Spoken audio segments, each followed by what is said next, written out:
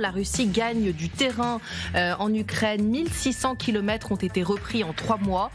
1600 km, juste pour vous donner une idée, eh bien, c'est l'équivalent de la Guadeloupe. La semaine dernière, eh bien, on vous a montré justement des images très fortes d'un corps à corps. Peut-être qu'on va voir apparaître à l'écran justement entre un Russe et un Ukrainien qui témoignait de la violence de ces combats, de l'extrême violence de ces combats. Des images qui ont été publiées par des blogueurs militaires russes en 2025. Eh bien, cette guerre pourrait-elle encore s'intensifier?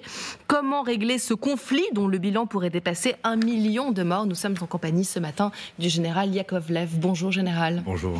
Vous êtes ancien haut responsable dans l'OTAN et en préparant cette interview, j'ai retrouvé une citation que vous aviez faite. Nous sommes fin 2014 quand des blindés, un millier de soldats russes pénètrent dans le Donbass. À l'époque, vous aviez lâché ces mots. Souvenons-nous de ce jour comme celui où la Troisième Guerre mondiale a commencé. Est-ce que aujourd'hui, vous pensez qu'on peut y échapper justement à cette Troisième Guerre mondiale? Est-ce qu'on peut compter sur Donald Trump pour mettre fin à ce conflit?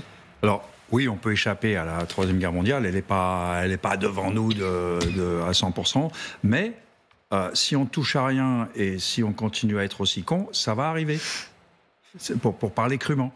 À l'heure actuelle, on est en trajectoire de collision avec la Russie. Et derrière la Russie, la Chine. Alors, si on continue à ne rien faire ou à faire pas assez, ce qui revient un peu au même dans le contexte, oui, l'enchaînement est possible. Général. Alors, il y a les Européens et les Américains. Bon, et les Russes, hein, attention, tout le monde est pris dans ce piège.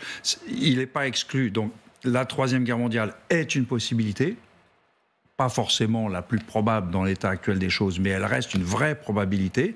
Et si jamais elle survient, les historiens, en admettant qu'il y a encore des historiens, une humanité après pour en parler, vous voyez ce que je veux dire, hein, mais en admettant qu'il y ait des historiens après, ils feront l'enchaînement, tout comme on a fait l'enchaînement de la Première Guerre mondiale, l'enchaînement de la Deuxième Guerre mondiale, et on dira, on aurait pu si on avait fait ça ce jour-là, on aurait pu si on avait fait ça ce jour-là, vous voyez ce que je veux dire, changer de cap, et ne pas être en cap de collision. Dans votre réflexion, qu'est-ce qui manque selon vous aux Européens notamment? Est-ce que c'est par exemple la lucidité, la volonté en effet de ne pas voir la nécessité de faire un rapport de force? Je suis d'accord avec vous, oui, c'est lucidité et volonté, et à plusieurs niveaux. Alors, l'Europe, elle va mal, et alors là, faut être honnête, c'est pas la faute à Trump, hein, pas encore, hein, on va mal tout seul, hein, on est capable d'aller mal tout seul, on est assez grand pour ça. Et ça fait quelques années qu'on y arrive très bien, de façon très convaincante. Donc l'Europe va mal.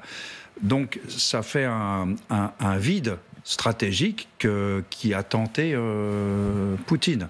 L'alliance Europe-États-Unis va mal et ça n'a pas attendu Trump. Enfin, Trump en est un symbole, mais un apogée. Mais il y a des raisons objectives pour dire que voilà, l'Europe ne se conçoit pas comme une puissance. Elle refuse de se concevoir comme une puissance. J'ai des amis allemands qui disaient « n'utilise pas ces mots, voilà, les Français, vous êtes Napoléon, vous êtes de retour, et donc votre rêve napoléonien. Donc dès que vous utilisez le mot puissance, à ce moment-là, disons, on est une faiblesse. » Et puis après, on s'étonne que ça invite les convoitises. Mais vous dites, général, que si on continue à être stupide, donc je reprends vos mots, si on continue à faire les cons, on va droit dans le mur. Mais ça veut dire quoi? En gros, ne pas être stupide, c'est-à-dire surarmer l'Ukraine. Est-ce que c'est une position réaliste, surarmer l'Ukraine pour qu'elle l'emporte in fine contre la Russie qui menace? Alors, déjà, considérer que la guerre d'Ukraine est notre guerre, que l'Ukraine fait la guerre pour nous. Si déjà il y a la lucidité dont vous parliez, s'il y a déjà ça, quand on pose les problèmes dans les bons termes, après on peut résoudre des équations. Et ça fait presque 3 ans, et ça n'a toujours pas été intégré par nos dirigeants, on est d'accord? On est d'accord, ça n'a pas été intégré, alors c'est aussi un résultat de la désinformation russe qui est très bonne, qui sape le discours entre guillemets de vérité, en particulier des Baltes ou des Finlandais par exemple, les proches de la Russie, et puis tout simplement parce qu'on n'a pas envie de se réveiller. On est toujours dans ce rêve que tout va bien et donc on ne veut pas se réveiller. Alors justement, Donald Trump va peut-être mettre cet électrochoc justement à l'Europe, puisque lui dit qu'il va stopper la guerre en 24 heures. Bon, On attend de voir, mais en tout cas, il indique aussi qu'il souhaite que l'Europe assume une plus grande part du fardeau de l'aide à l'Ukraine. Alors justement, on va regarder un scénario possible de ce cessez-le-feu. On va voir donc cette carte qu'on vous a préparée, avec cette ligne de front, justement, qui serait surveillée par le Royaume-Uni, regardez, et des forces occidentales avec une zone tampon. Est-ce que cette zone tampon, elle serait donc, selon le scénario envisagé par Donald Trump, cette zone tampon, elle serait protégée par des soldats français, des soldats allemands, des soldats britanniques? C'est ça, dans l'idée, ce qui pourrait se passer? Si c'est ça le plan, il est débile et il invite une attaque dans 2 ans, dans 3 ans, une fois que les Russes se seront fait une santé, que leurs soldats auront pris 2 mois de vacances. Voilà. Là, ce dont on a besoin, c'est pas une force d'interposition, une force de contrôle, un mirador tous les kilomètres et des gars avec des casques bleus, jaunes, blancs, enfin peu importe. Il faut une force de garantie. Donc, en gros, 2 divisions, 25 000 hommes, une force combattante, pas sur la ligne de front, en arrière, par exemple, entre la ligne de front et Kiev, et prête à combattre. Au sens, si les Russes recommencent, on leur fait la guerre. C'est ce que les Américains ont en Corée. Sur la ligne, la DMZ en Corée, la ligne démilitarisée, il n'y a pas un soldat américain.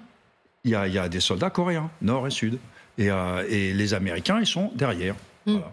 Alors, vous parlez de la Corée, justement, il y a environ 300 soldats nord-coréens qui seraient morts donc, sur le front ukrainien. Et si on en croit les experts américains de l'Institut pour l'étude de la guerre, eh bien, ils dévoilent une note alarmante qui dit en fait qu'à la vitesse où vont les morts des soldats coréens, justement, en avril, il ne pourrait plus y avoir de soldats coréens, nord-coréens du tout. Pourquoi? Comment est-ce que vous expliquez qu'il y ait un nombre aussi élevé de nord-coréens sur le front russe, justement? Et est-ce qu'il faudrait, nous aussi, Europe, qu'on envoie plus de renforts à l'Ukraine? Alors, on n'est pas dans le même contexte que les Nord-Coréens vis-à-vis des Russes. Ça me paraît optimiste de dire qu'il en restera en avril.